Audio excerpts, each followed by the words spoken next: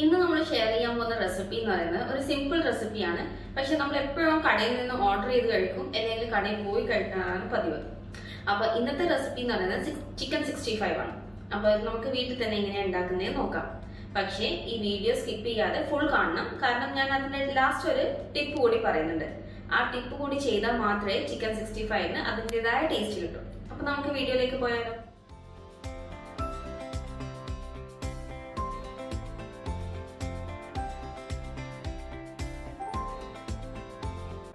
ആദ്യം തന്നെ അടിവശം കുഴിയുള്ള ഒരു ബൗൾ അല്ലെങ്കിൽ ഒരു പാത്രം എടുത്തിട്ട് അതിലേക്ക് വെള്ളം ഒഴിക്കുക. ആ വെള്ളത്തിലേക്ക് നമ്മൾ 1 ടേബിൾ സ്പൂൺ ഉപ്പിട്ട് കൊടുക്കുക. ആ ഉപ്പിൻ്റെ കൂടെ തന്നെ നമ്മൾ 1 ടീസ്പൂൺ വിനാഗിരിയും കൂടി ചേർത്ത് കൊടുക്കണം. ഇത് രണ്ടും ചേർത്തതിന് ശേഷം വെള്ളം നന്നായിട്ട് മിക്സ് ചെയ്തിട്ട് നല്ല ക്ലിയർ വെള്ളമാക്കി എടുക്കുക. ഇനി ഈ ക്ലിയർ വെള്ളത്തിലേക്കാണ് നമ്മൾ ചെറുതായി മുറിച്ച് വെച്ച ക്യൂബ് ഷേപ്പിൽ മുറിച്ച് വെച്ചിട്ടുള്ള ചിക്കൻ പീസസ് ഉണ്ടല്ലോ, അത് ഇതിലേക്ക് ഇട്ട് കൊടുക്കണം. എന്നിട്ട് ഒരു 10-15 മിനിറ്റ് ഇത് കുതിരാൻ വെക്കണം, സോക്ക് ചെയ്ത് വെക്കണം ഈ ചിക്കൻ. അപ്പം നമ്മുടെ ചിക്കൻ നല്ല സോഫ്റ്റ് ആവും. ഓൾറെഡി കഴുകി വൃത്തിയാക്കി വെച്ച ചിക്കനാട്ടോ നമ്മൾ ഇതിലേക്ക് കുതിരാൻ വെക്കുന്നത്.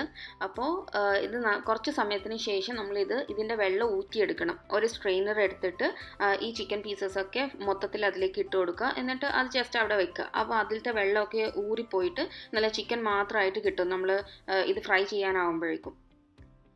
അപ്പോൾ ഇതിന് ശേഷം നമ്മളൊരു പാത്രം എടുക്കുക. ആ പാത്രത്തിലേക്ക് 1 ടീസ്പൂൺ ഉപ്പിട്ട് കൊടുക്കുക.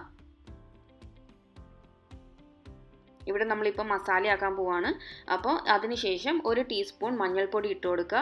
അതിൻ്റെ കൂടെ തന്നെ 1 ടീസ്പൂൺ മുളക് പൊടിയും കൂടി ചേർത്ത് കൊടുക്കുക. അപ്പോൾ ഈ മുളക് പൊടി ചേർക്കുന്നത് കാശ്മീരി ചില്ലി പൗഡർ ആണെങ്കിൽ കുറച്ച് കൂടുതൽ ചേർത്ത് കൊടുക്കാം. ഇത് ഞാനിപ്പോൾ നോർമൽ ചില്ലി പൗഡർ തന്നെയാണ് ചേർത്തിട്ടുള്ളത്. അപ്പോൾ നല്ല എരിവുണ്ടാവും. ഇതിൻ്റെ കൂടെ 1 table spoon all purpose floor അല്ലെങ്കിൽ മൈദ ചേർത്ത് കൊടുക്കുക.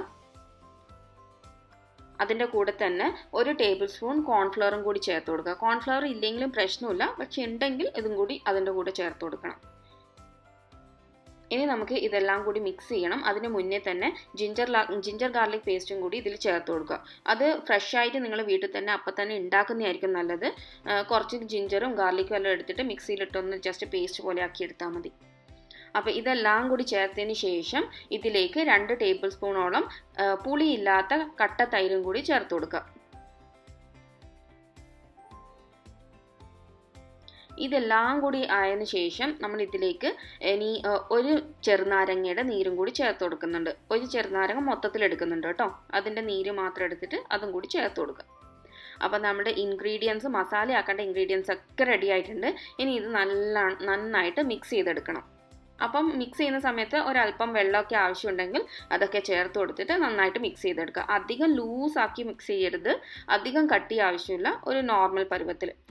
അപ്പം ഞാൻ നേരത്തെ പറഞ്ഞ പോലെ തന്നെ ചിക്കനൊക്കെ വെള്ളമൊക്കെ ഊറി നല്ല ഡ്രൈ ആയി വന്നിട്ടുണ്ട്. ഇത് നമ്മൾ മസാലയിലേക്ക് ചേർത്ത് കൊടുത്തിട്ട് നന്നായിട്ട് മിക്സ് ചെയ്തെടുക്കുക. ചിക്കൻ്റെ എല്ലാ ഭാഗത്തും എത്തുന്ന രീതിയിൽ നല്ല രീതിയിൽ തന്നെ മിക്സ് ചെയ്ത് കൊടുത്തിട്ട് കുറച്ച് സമയം റെസ്റ്റ് ചെയ്യാൻ വെക്കുക കേട്ടോ. ഈ സമയം നിങ്ങളൊരു പാൻ സ്റ്റവിൽ വെച്ചിട്ട് അതിലേക്ക് ആവശ്യത്തിനുള്ള എണ്ണ ഒഴിച്ചു കൊടുക്കുക. ഞാനിപ്പോൾ ഇവിടെ ഇരുമ്പിൻ്റെ ചട്ടിയാണ് എടുത്തിട്ടുള്ളത്.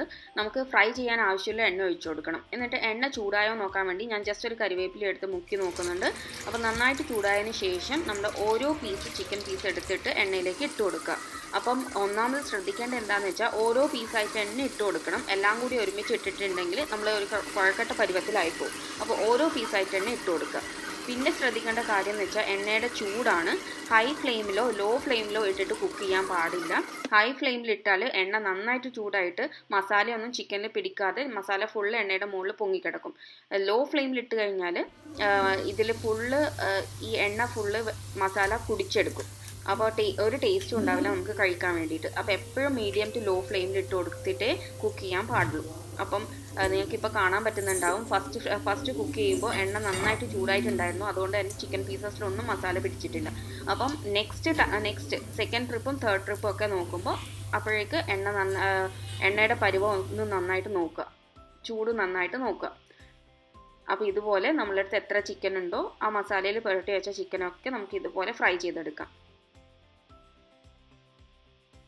നേരത്തെ ജിഞ്ചർ ഗാർലിക് പേസ്റ്റ് ആക്കിയ മിക്സിയുടെ ജാർ ഉണ്ടല്ലോ, അതിലേക്ക് 1 ടീസ്പൂൺ മുളക് പൊടിയും 3 വറ്റൽ മുളകും ഇട്ടിട്ട് നന്നായിട്ട് പേസ്റ്റ് ആക്കി എടുക്കുക. നേരത്തെ മസാലയാക്കിയ പ്ലേറ്റ് ഉണ്ടല്ലോ, ആ പ്ലേറ്റിൻ്റെ മസാലയിലേക്ക് ഒരു കൈ നിറയെ കരിവേപ്പിലയും കുറച്ച് പച്ചമുളകും, മുറിക്കാതെയുള്ള പച്ചമുളകും കൂടി എടുത്തിട്ട് ഈ മസാലയിൽ നന്നായിട്ട് പുരട്ടിയെടുക്കുക. ബാക്കിയുള്ള മസാല ഉണ്ടല്ലോ അതിലേക്ക് നന്നായിട്ട് മിക്സ് ചെയ്തെടുക്കുക. അപ്പം കരിവേപ്പിലയിലും പച്ചമുളകിലും ഒക്കെ മസാല നന്നായിട്ട് പിടിക്കും. എന്നിട്ട് ഇത് നമ്മൾ നല്ല ചൂടായിട്ടുള്ള ആ എണ്ണ ഉണ്ടല്ലോ, നമ്മൾ ഫ്രൈ ചെയ്ത എണ്ണ, അതിലേക്ക് ഇട്ട് കൊടുക്കുക.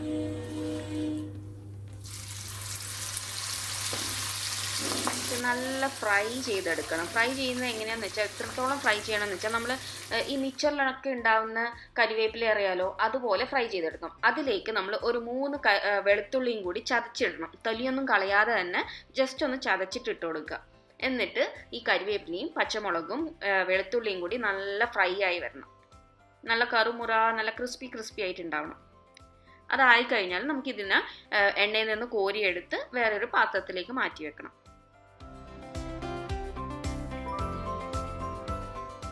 ഇത് നമുക്ക് സൈഡിലേക്ക് മാറ്റി വെക്കാം. ഇനി ഇതിന് നമുക്ക് ഓർമ്മയുണ്ടല്ലോ, നേരത്തെ അരച്ച് വെച്ചതാണ് വറ്റൽമുളകൊക്കെ ഇട്ടിട്ട്. അതിനെ കൊണ്ട് നമുക്കൊരു ആവശ്യമുണ്ട്. അതിനായിട്ട് ഒരു പാൻ സ്റ്റവിൽ വെക്കുക. പാൻ ചൂടായതിനു ശേഷം നമ്മൾ ആക്കിയ മസാല ഇതിലേക്ക് ചേർത്ത് കൊടുക്കുക. പാനിലേക്ക് ഇട്ട് കൊടുക്കുക. ഇതിൻ്റെ കൂടെ തന്നെ നമുക്കൊരു 2 ടേബിൾ സ്പൂൺ കെച്ചപ്പും കൂടി ചേർത്ത് കൊടുക്കണം. ടൊമാറ്റോ കെച്ചപ്പ് ഉണ്ടല്ലോ, ആ ടൊമാറ്റോ കെച്ചപ്പും കൂടി ഇതിൻ്റെ കൂടെ ചേർത്ത് കൊടുക്കുക. ഇതൊക്കെ ഒന്ന് നന്നായിട്ടൊന്ന് ചൂടാക്കിയെടുക്കുക. ഈ 2 മസാലയും കൂടി, ഈ മുളകിൻ്റെ മസാലയും കെച്ചപ്പും കൂടി ജസ്റ്റ് ഒന്ന് ചൂടാക്കിയെടുക്കുക. ഈ ചൂടായ മസാലയിലേക്ക് നമ്മൾ ഫ്രൈ ചെയ്ത് വെച്ചിട്ടുള്ള ചിക്കൻ പീസസ് ഉണ്ടല്ലോ, അത് ഇട്ട് കൊടുത്തിട്ട് നന്നായിട്ടൊന്ന് മിക്സ് ചെയ്തെടുക്കണം. അപ്പോൾ നമ്മുടെ ചിക്കൻ പീസസിൽ എരിവും പ്ലസ് ആ ടൊമാറ്റോ കെച്ചപ്പിൻ്റെ ആ ചെറിയൊരു മധുരവും എല്ലാ ടേസ്റ്റും കൂടി വരും. ഈ ലാസ്റ്റ് സ്റ്റെപ്പ് എന്തായാലും ചെയ്യണം കേട്ടോ, എന്നാലേ അതിൻ്റെ ഈ ചിക്കൻ 65ൻ്റെ ടേസ്റ്റ് തന്നെ നമുക്ക് കിട്ടും.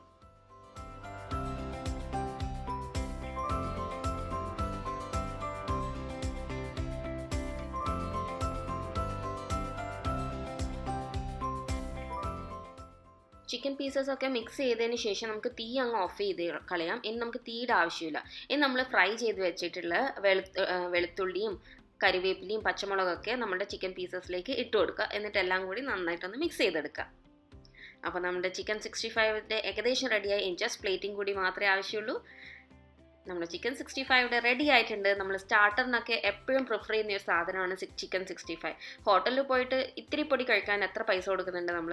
അപ്പോൾ ഇത് വീട്ടിൽ തന്നെ ആക്കാൻ പറ്റുകയാണെങ്കിൽ എത്ര നല്ലതാണ് അല്ലേ. ഗസ്റ്റൊക്കെ വരികയാണെങ്കിൽ ഒന്ന് ഞെട്ടിക്കാൻ വേണ്ടി ഇത് കൊടുക്കുന്നത് നല്ലതാണ്.